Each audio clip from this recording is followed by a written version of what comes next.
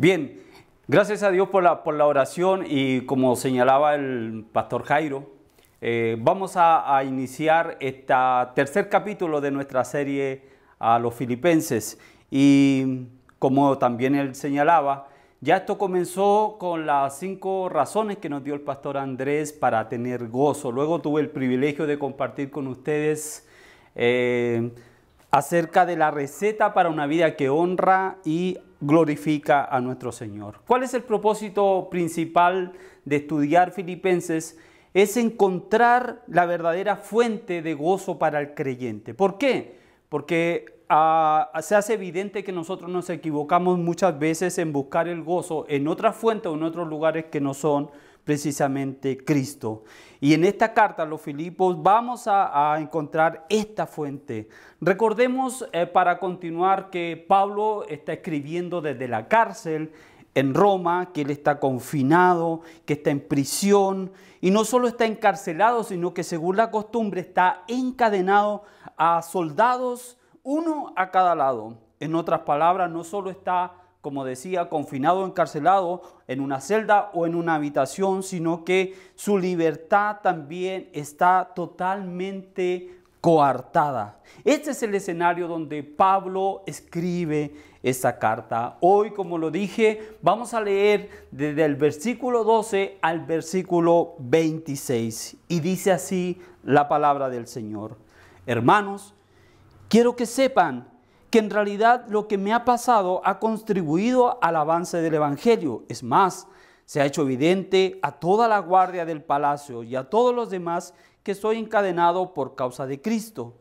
Gracias a mis cadenas, ahora más que nunca la mayoría de los hermanos, confiados en el Señor, se han atrevido a anunciar sin temor la palabra de Dios.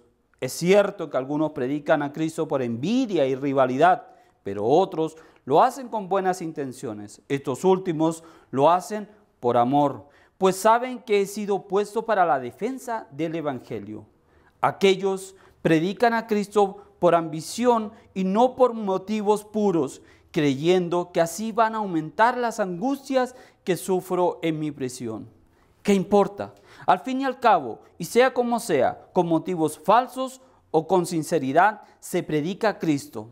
Por eso me alegro. Es más, seguiré alegrándome porque sé que gracias a las oraciones de ustedes y a la ayuda que me da el Espíritu de Jesucristo, todo esto resultará en mi liberación. Mi ardiente anhelo y esperanza es que nada seré avergonzado, sino que con toda libertad, ya sea que viva o muera, ahora como siempre, Cristo será exaltado en mi cuerpo. Porque para mí el vivir es Cristo y el morir es ganancia. Ahora bien, si seguir viviendo en este mundo representa para mí un trabajo fructífero, ¿qué escogeré? No lo sé. Me siento presionado por 2 posibilidades. Deseo partir y estar con Cristo, que es muchísimo mejor, pero por el bien de ustedes es preferible que yo permanezca en este mundo. Convencido de esto, sé que permaneceré y continuaré con todos ustedes para contribuir a su jubiloso avance en la fe. Así, cuando yo vuelva, su satisfacción en Cristo Jesús abundará por causa mía. Esa es la palabra del Señor para este día.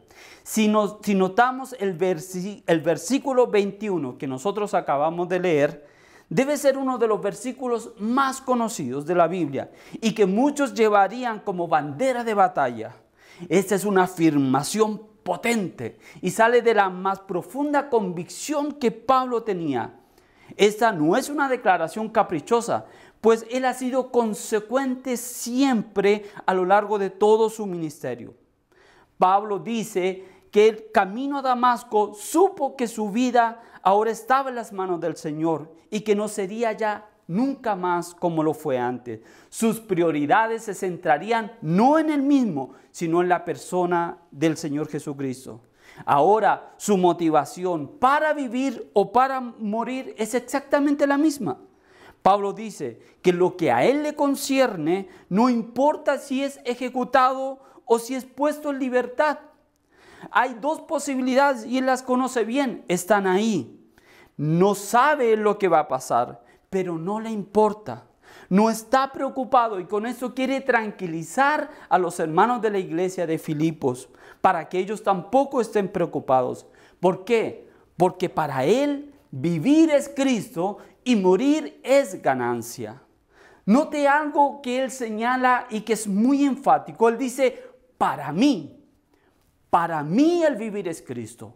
No está diciendo de manera plural, no está generalizando, no está diciendo para nosotros, Él está diciendo para mí. ¿Usted quiere saber lo que significa vivir? Bueno, pues para mí. Y es muy categórico en eso, en señalar y afirmar, para mí el vivir es Cristo. Yo no sé lo que es para usted, yo no sé lo que significa para usted, pero para mí el vivir es Cristo. Él quiere dejar esto muy, pero muy en claro. Y esto me recuerda a las palabras de Josué, en Josué 24:15, cuando él dice, pero si a ustedes les parece mal servir al Señor, elijan ustedes mismos a quienes van a servir. Por mi parte, para mí, mi familia y yo serviremos al Señor. Qué maravilloso es poder tener esta afirmación y que así como Pablo señala firmemente para él, nosotros también podamos decirlo en el caso nuestro. Nos hacemos las siguientes preguntas. Pablo está encarcelado, Pablo está encadenado, Pablo está confinado.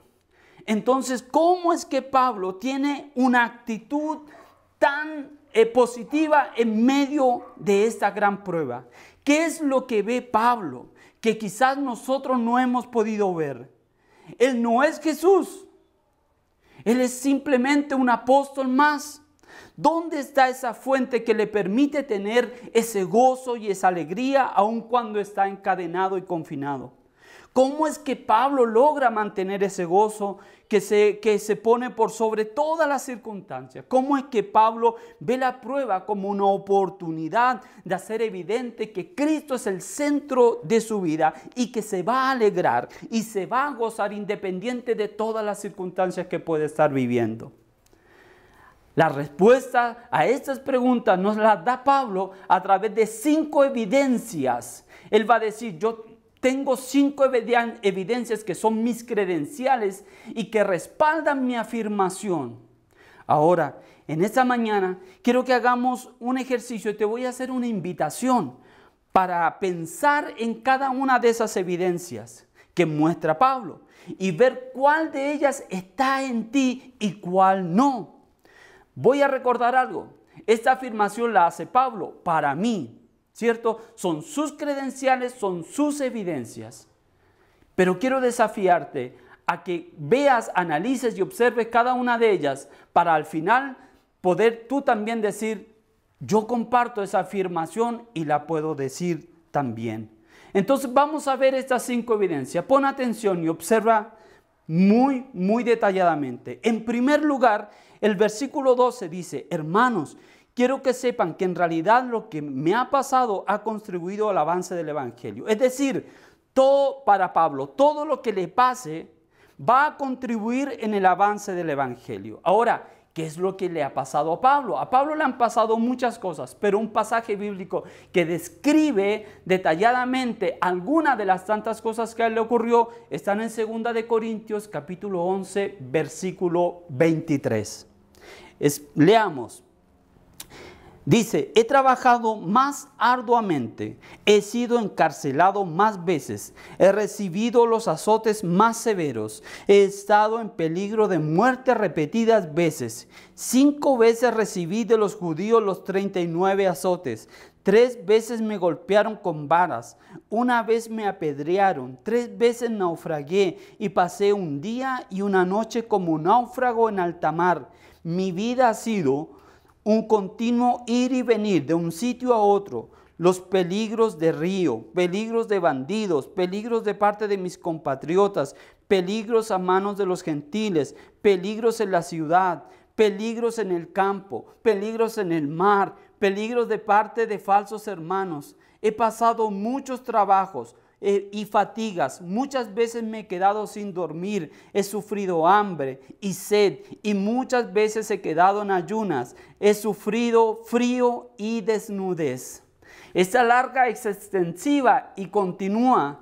Sin embargo, quiero decirle que no solo esto vivió Pablo, no solo esto pasó Pablo, sino que eso y mucho más. Pero él no está interesado en lo que a él le ha pasado, sino en el efecto que ha producido lo que a él le ha pasado. Y el efecto es que el evangelio sigue progresando y sigue avanzando. Pablo no se va a quejar de las pruebas, sino que toma una actitud que realmente sorprende, porque para Pablo lo vital en la vida no es tanto lo que sucede, sino la actitud que tenemos frente a lo que sucede. Las pruebas, los sufrimientos, las muertes, las tragedias, las guerras, son hechos que van a ocurrir, que son ineludibles. Sucedieron, están sucediendo y van a seguir sucediendo. Entonces, si eso ya es un hecho, si eso ya está por sentado, entonces lo importante aquí es la actitud que tomamos tú y yo frente a estos hechos, frente a estos acontecimientos. La pregunta entonces, Pablo, ¿cuál es la actitud con la que tú enfrentas esto? Pablo nos puede responder, la actitud son dos. La primera actitud con la que enfrento las pruebas y las dificultades es frente a Dios. Y frente a Dios, Pablo tiene la certeza absoluta del amor de Dios. Simplemente lo establece como algo que es seguro, absoluto e inamovible. Cuando él tuvo problemas, nunca, jamás cuestionó el amor de Dios. No hubo otro pensamiento en él, sino el pensamiento de la seguridad del amor de Dios. Y él de alguna manera lo argumenta de este modo: el que no escatimó ni a su propio Hijo, sino que lo entregó por todos nosotros, ¿cómo no nos dará también con él todas las cosas? Pablo jamás relacionó las pruebas a la falta del amor de Dios. Jamás lo cuestionó. Y hermanos, cuestionar el amor de Dios es un error grave que nosotros podemos cometer. Pablo jamás lo hizo. En segundo lugar, él dice, mi actitud fue una actitud correcta frente a Dios, pero también tuve una actitud correcta frente a mí mismo. ¿Por qué? Porque Pablo no se queja, no protesta, sino que también tiene una actitud hacia él que va a ocupar un segundo lugar. ¿Qué quiere decir esto? No pensaba en él, no pensaba en sí mismo, no estaba interesado en él mismo, sino que él entendió que lo primero era el Señor. Antes él pensaba en él, antes él tenía mucho interés en sí mismo, pero ya no. Ahora bien, uno podría decir, sí, Pablo, eso es porque ahora estás en Cristo, pero ¿qué hay de tu vida anterior? ¿Qué pasa con tu vida de antes? Pablo dice, yo creía que tenía una vida, pero la verdad es que estaba muerto. En mis pecados y en mis delitos estaba muerto. Pero Cristo salió a mi camino mientras iba camino a Damasco. Ese día yo nací nuevo. Ese día las cosas viejas pasaron. Y ese día, he aquí, todas fueron hechas nuevas. Para Pablo era importantísimo el tener una actitud positiva y correcta frente a Dios y tener una actitud correcta frente a él mismo. Ahora bien, dice él, todo lo que le ha pasado ha contribuido al progreso del Evangelio. Yo te hago la primera pregunta, ante esta primera evidencia, ¿lo que te ha pasado, sea bueno o sea malo, ha contribuido al progreso del Evangelio? No lo respondas, déjalo ahí. Vamos a la segunda evidencia. En segundo lugar, él dice, para mí toda circunstancia es una oportunidad para anunciar a Cristo. Versículo 13, se ha hecho evidente a toda la guardia del palacio y a todos los que estoy encadenado por causa de Cristo. Él estaba encadenado y él estaba encadenado a la guardia pretoriana. La guardia pretoriana no era cualquier guardia. Era la guardia mejor preparada. Era una especie de élite, hombres altamente preparados y entrenados para la batalla. Y los miembros de esta guardia estaban entre las más diestras y célebres fuerzas militares de la historia antigua. A estos soldados Pablo está encadenado, uno a cada lado, en 3 turnos rotativos. Allí está Pablo, pero Pablo va a ver esta situación como una oportunidad para anunciar el evangelio. Pablo quería hacer saber a la iglesia de Filipos que a pesar de encontrarse en estas situaciones y en esta cautividad, él estaba triunfante y él estaba gozoso y él estaba disfrutando este momento porque tenía una ocasión para hablar de Cristo. Estos soldados quizás no habrían escuchado nunca el mensaje del evangelio de no ser porque Pablo estaba allí en la cárcel y Pablo está disfrutando. Y yo me imagino el escenario, un soldado a cada lado, tosco, de estos grandotes, ¿cierto? Probablemente con un lenguaje que maldecían, que blasfemaban, y allí estaban los dos. Y Pablo en medio de ellos, encadenado. Y seguramente Pablo aprovechaba la ocasión para hablarles y decirles: hola, ¿saben por qué estoy aquí? ¿Ustedes conocen por qué estoy aquí? ¿Han oído hablar de Cristo? Quiero hablarles de Cristo. Y seguramente pasaba horas y horas hablándoles a ellos de el Señor. Y Pablo está contento y él va a decir: estos hombres han descubierto que estoy aquí por la causa de Cristo y están preguntándome en qué consiste todo esto, y he tenido una oportunidad para decirles, hablarles del evangelio. Y probablemente estos soldados después de cada turno van a sus casas y hablan con sus familias, y quizás el tema principal en ellos y en toda la guardia pretoriana hoy día es el mensaje de Cristo, y eso va a provocar en él una alegría y un gozo tremendo. A primera vista se podría pensar que el encarcelamiento de Pablo era el final de todo, pero Dios y su alquimia divina entraron en acción y transformaron lo malo en bueno, en la propagación del evangelio. Tanto es así, y hay evidencia de lo que Pablo está diciendo, cuando al final de esta carta, en el capítulo 4, versículo 2, él dice: saludos de parte de todos los santos, especialmente los de la casa del emperador. ¿Quiénes son los de la casa del emperador? La guardia pretoriana. Los de la guardia pretoriana están enviando saludos. Quiere decir que el mensaje no solo les llegó, sino que lo recibieron. Eso es maravilloso. Eso es hermoso. Pensaron que el encarcelamiento a Pablo evitaría que el evangelio progresara. Sin embargo, eso no fue así, porque ni las cadenas, ni los barrotes, ni nada iban a impedir la propagación, la difusión del evangelio de Jesucristo.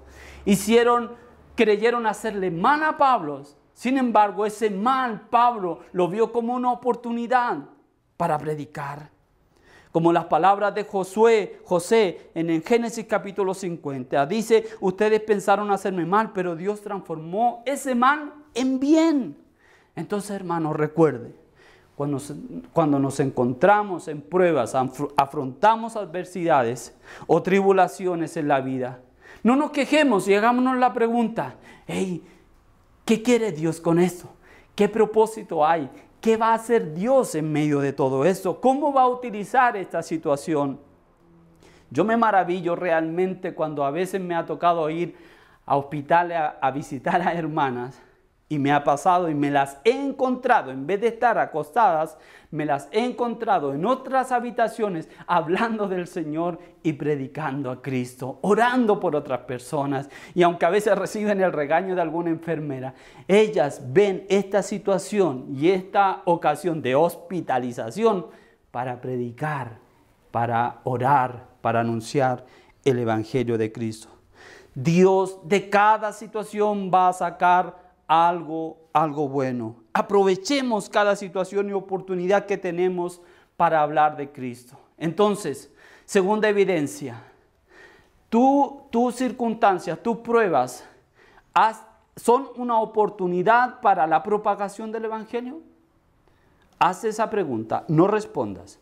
En tercer lugar, Pablo dice que los padecimientos de él no desanimen, sino que animen a otros a anunciar a Cristo sin temor. El versículo dice: gracias a mis cadenas, ahora más que nunca la mayoría de los hermanos, confiados en el Señor, se han atrevido a anunciar sin temor la palabra de Dios. Escuche, las cadenas Ahora más que nunca, la mayoría de los hermanos están confiando y se han atrevido a anunciar sin temor la palabra del Señor. Había hermanos débiles en la iglesia, a quienes había afectado el hecho de que Pablo estuviera en la cárcel. Esa no era una época fácil, era una época difícil para el cristiano. Estaban siendo perseguidos a causa de la fe y amenazados con cosas terribles. De modo que algunos de los cristianos más débiles estaban empezando a olvidar la esperanza que Pablo les había anunciado o enseñado. Pero cuando esos hermanos que estaban desanimados empezaron a oír que el Pablo que habían conocido estaba en la cárcel y que no estaba triste ni quejándose, sino que estaba predicando el evangelio, el coraje de ellos despertó, el ánimo se cobró de nuevo en sus vidas y comenzaron a anunciar sin temor la palabra de Dios. Cada situación debemos verla como una oportunidad para dar el testimonio de Cristo. Y hoy tenemos nosotros una gran oportunidad en nuestra vida, en nuestra casa, en nuestra unidad, en nuestro barrio, anunciar a Cristo con confianza y con temor. Queridos, muchos hoy día nos están observando y el enemigo, déjeme decirle, está particularmente triunfante. Él se ve triunfante porque nos cree a nosotros confinados, asustados y sin voz. Pero Él no sabe que la iglesia, los templos están cerrados, pero la iglesia sigue en acción, la iglesia sigue viva y el mensaje del evangelio se sigue anunciando, propagando y progresando. Así que él cree, se ve triunfante, pero no es así. Un hermano me contaba esta semana precisamente de que su familia se burlaba de él y le decía, se burlaba porque él no iba a la iglesia. Pero me decía, Roberto, ellos no saben que yo estoy todos los días conectado con la iglesia, que yo estoy todos los días conectado con el Señor y estoy usando precisamente las redes sociales para anunciar a Cristo, para anunciar. Ellos se burlan porque creen que yo no voy al lugar físico, pero la iglesia que soy yo está viva y está en acción. ¡Qué maravilloso! Ahí está nuestra oportunidad de dar testimonio. Que nuestra aflicción no desanime a otros, que nuestra aflicción no atemorice, sino que más bien despierte el ánimo y genere valentía en otros para seguir anunciando al Señor. Yo me maravillo cuando veo hermanos en situaciones difíciles, Robinson, Gabriel, cuando veo la actitud de ellos, cómo enfrentan las vidas y la dificultad que cree usted, que me desanima, no, me motiva y me anima a seguir en este camino maravilloso. Entonces, las amargas experiencias de tu vida, ¿alientan a otros o desaniman a otros? Otra pregunta, no la respondas, al final la responderás. En cuarto lugar, mi gozo y alegría, dice Pablo, mi gozo y mi alegría está al ver que Cristo es predicado, que Cristo es anunciado. Escuche bien, mi gozo y alegría está al ver que Cristo es predicado, que Cristo es anunciado. El versículo 15 dice así: es cierto que algunos predican a Cristo por envidia y rivalidad, pero otros lo hacen con buenas intenciones. Estos últimos lo hacen por amor, pues saben que he sido puesto para la defensa del evangelio. Aquellos que predican a Cristo por la ambición personal y no por motivos puros, creyendo que así van a aumentar mis angustias que sufro en mi prisión. ¿Qué importa? Al fin y al cabo, sea como sea, con motivos falsos o con sinceridad se predica a Cristo, por eso me alegro. Es más, seguiré alegrándome. Este versículo nos muestra a nosotros dos tipos de personas. Primero, unos que predican a Cristo por envidia y rivalidad, y en segundo lugar, otros que lo hacen por buenas intenciones y por amor. Aparentemente, los primeros, aprovechando ocasión de que Pablo está en la cárcel, han salido a predicar, y lo que quieren con su predicación es aumentar las aflicciones de Pablo. Sin embargo, se van a encontrar con una respuesta totalmente distinta. Lo que aquí se nos dice es que están predicando la verdad, pero lo están haciendo por envidia y por rivalidad, y buscan este resultado. Muchos estudiosos dicen que estos que están predicando aún son hermanos. El versículo 14 aparece ahí y se dice se entiende que son aún hermanos, es decir, están en la iglesia, están dentro de la iglesia. Son dos tipos de personas que tienen algo en común, pero al mismo tiempo algo distinto, algo que los separa. ¿Qué es lo que los diferencia? Aquellos que predican por envidia, aquellos que predican por una buena razón, es precisamente la motivación. La motivación. La rivalidad, dice, nace de la envidia y de la ambición personal.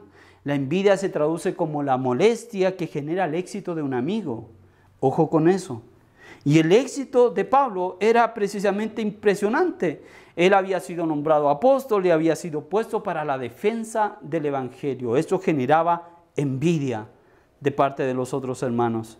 Este grupo preciso intentaba competir con Pablo, pero para Pablo no había tal competencia. Pablo está por sobre todas esas cosas, porque su interés mayor es que Cristo sea predicado. Tanto así que si usted se da cuenta, aparece 3 veces la palabra predican. Versículo 15, predican a Cristo. Versículo 16, anuncian a Cristo. Y versículo 18, Cristo es anunciado. Es decir, tres formas, o sea, 3 maneras de que Cristo siempre y permanentemente es predicado. En la distinción que Pablo hace, o la diferencia que Pablo hace, no está avalando las motivaciones equivocadas, sino que seguro está descansando en que Dios será quien juzgará a aquellos que usaron y usan el evangelio como un arma para su rivalidad, como un arma de competencia y como un arma de manifestar la envidia que hay en ellos. Aún en estos días vemos todas esas cosas y a eso le podemos sumar la motivación por ganancias deshonestas. Entonces Pablo no está avalando esto, pero sí está haciendo ver que hay un interés mayor y que es que Cristo sea anunciado. Esas motivaciones que buscan dañar su reputación y su interés están en que Cristo sea predicado. Y eso se cumple, y cuando se cumple, Él tiene alegría y Él tiene gozo. Esa es la actitud de Juan el Bautista ante el surgimiento del ministerio de Jesús, cuando Él dice, es necesario que Él crezca para que yo mengüe. Queridos, no sé si le pasa a usted, pero aún yo me gozo y me alegro cuando veo en las esquinas de las grandes ciudades a estos hermanos que predican a Cristo a todo pulmón y están ahí. Sé que muchos se avergüenzan de ellos, pero yo no, y me alegro de que aún se siga anunciando. Quizás no pasaron por un seminario, quizás no son grandes teólogos, pero me alegro todavía de ver que hay muchos que anuncian a Cristo por las calles. Entonces, ¿cuál es tu motivación en lo que haces en tu empresa, en tu negocio? ¿Cuál es la motivación que hay en ti? Querido, en quinto lugar, dice Pablo que mi ardiente anhelo y esperanza siempre sea que Cristo sea exaltado.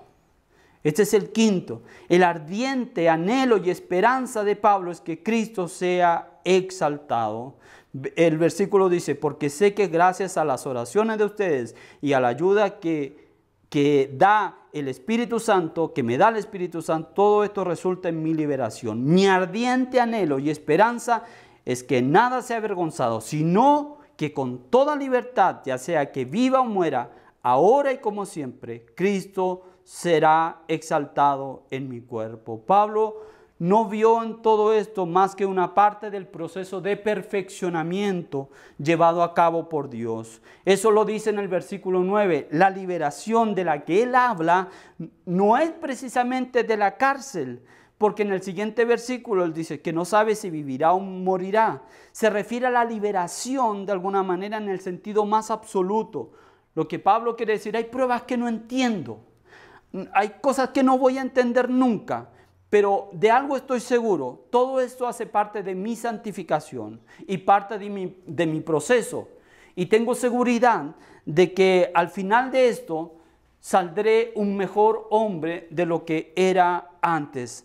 Pablo sabe que el poder de Dios se perfeccionará en su debilidad. Entonces, ¿cuál es tu más ardiente anhelo y deseo en esta vida? Bien, ahí vimos las 5 evidencias. Entonces, usted me puede decir a mí o preguntar, Roberto, ya, entonces yo lo entiendo.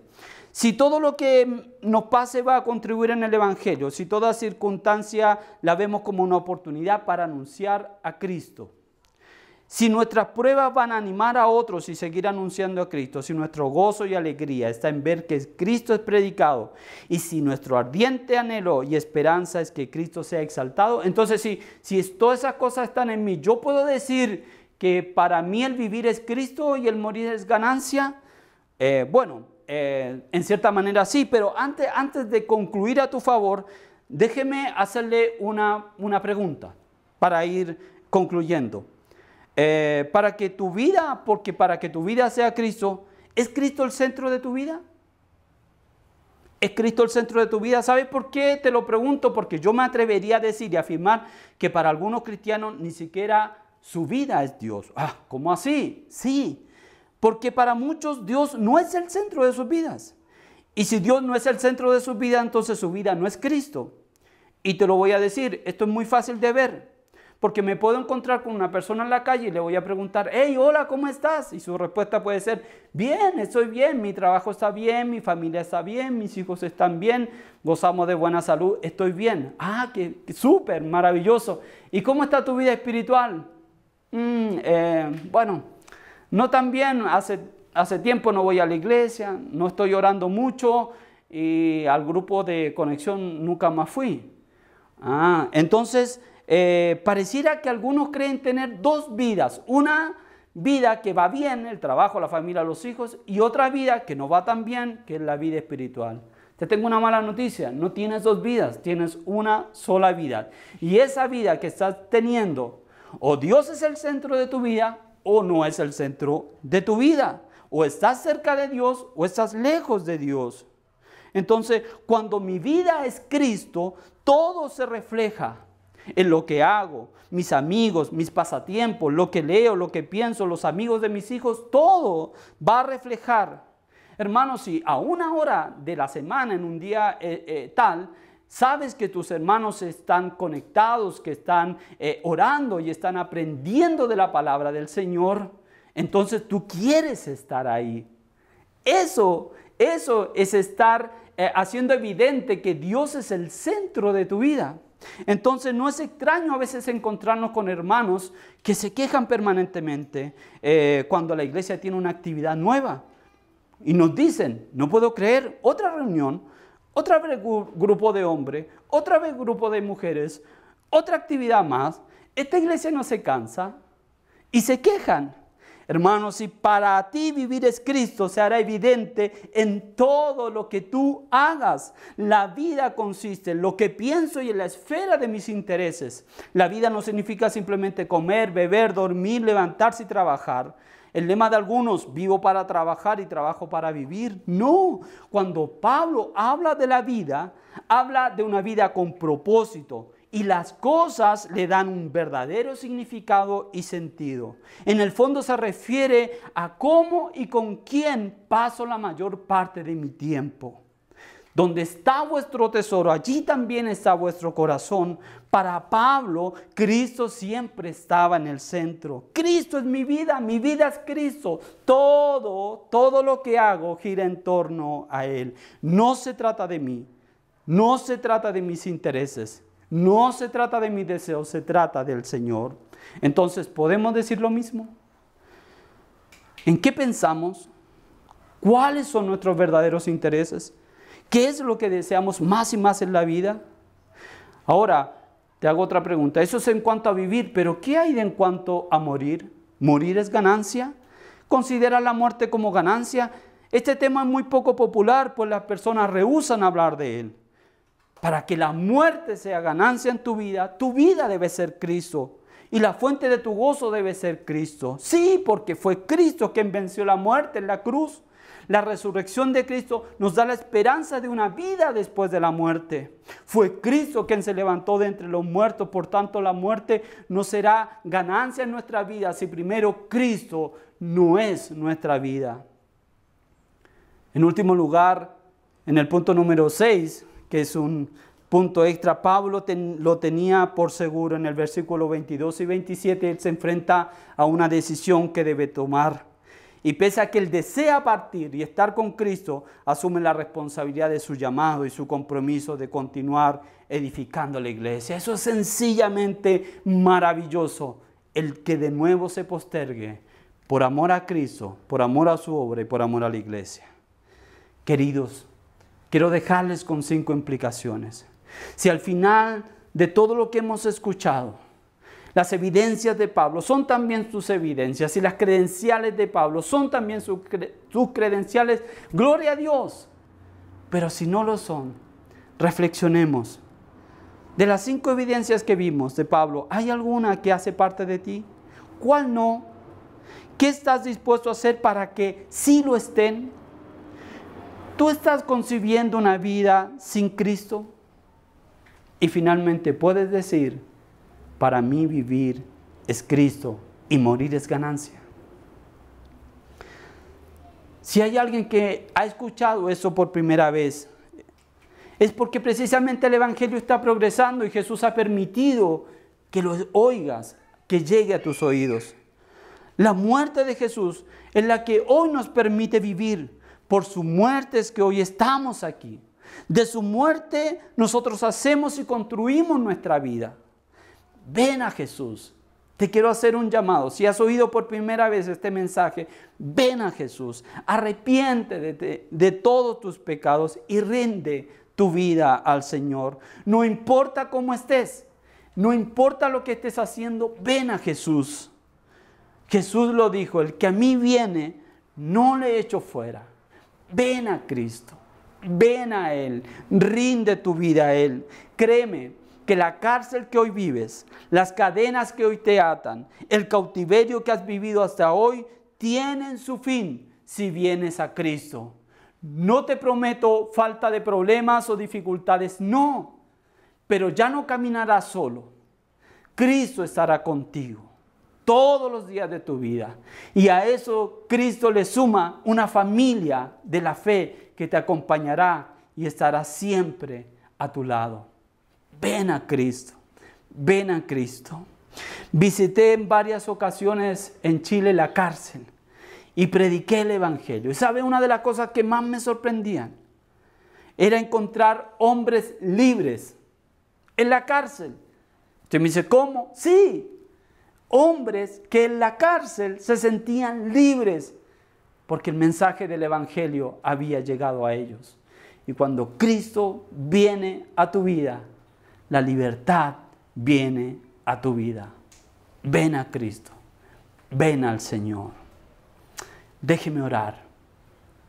Padre, gracias en el nombre de Jesucristo por lo que nos has enseñado esta mañana. Gracias por este hombre maravilloso, Pablo. Gracias porque en su experiencia y de su experiencia nosotros aprendemos. Señor, él tenía cómo respaldar sus afirmaciones y nosotros también queremos respaldar las nuestras. Cuando decimos seguirte, cuando decimos amarte, cuando decimos que Dios es el centro de nuestra vida, que Jesús es la razón de nuestra existencia, que nuestra vida, que lo que hacemos, que lo que pensamos, que lo que llevamos a cabo día a día, minuto a minuto, lo evidencie con claridad. Señor, permíteme tener una actitud correcta hacia ti, nunca cuestionar tu amor en medio de la enfermedad, en medio de la dificultad, en medio de la adversidad, nunca cuestionar tu amor. También tener una actitud correcta hacia mí mismo, no pensar tanto en mí, sino que pensar en el Señor, en el progreso del Evangelio. Señor, que mi aflicción anime a otros. Que cada ocasión, que cada situación sea una oportunidad para hablar de ti, Señor. A veces pasamos de largo, a veces somos tan indolentes. Hace falta detenernos y ver cada momento y cada situación. Señor, hay tanto que necesitamos de ti, Señor. Ayúdanos a verte así como Pablo te vio en sus cadenas, en sus prisiones, en sus celdas, en sus naufragios. Él te vio. Nosotros te queremos ver también, Señor, y evidenciar realmente que tú eres el centro. que te podamos ver en un reporte médico, que te podamos ver, Señor, cuando no hay trabajo y se abre una puerta laboral, que te podamos ver en este momento, en esta confinación, en esta pandemia, poder verte, Señor, y tener la tranquilidad y la seguridad de que tú estás ahí, y eso nos motive y eso nos anime, Señor. Plasma en nosotros las evidencias que respaldan afirmaciones de nuestra vida. Plasma en nosotros, imprégnanos, Señor, de ti, de tal manera que cuando digamos Cristo es mi vida, cuando digamos que aún la muerte es ganancia, se haga visible, no solo por nosotros, sino por los que nos rodean. Señor, gracias por lo que hoy nos has dado. En el nombre de Jesús. Amén. Amén.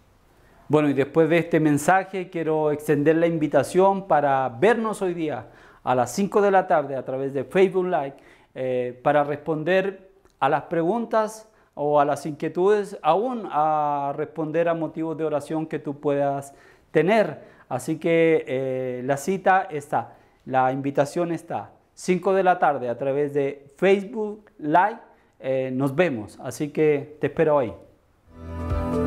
Gracias por estar con nosotros. Valoramos que tomaras estos minutos para conectarte. Si este mensaje ha impactado tu vida y quieres hablar con alguien al respecto o pedir oración, escríbenos. Será un gusto servirte. No olvides, suscríbete a nuestro canal de YouTube para recibir notificaciones de más mensajes como este. Hasta pronto.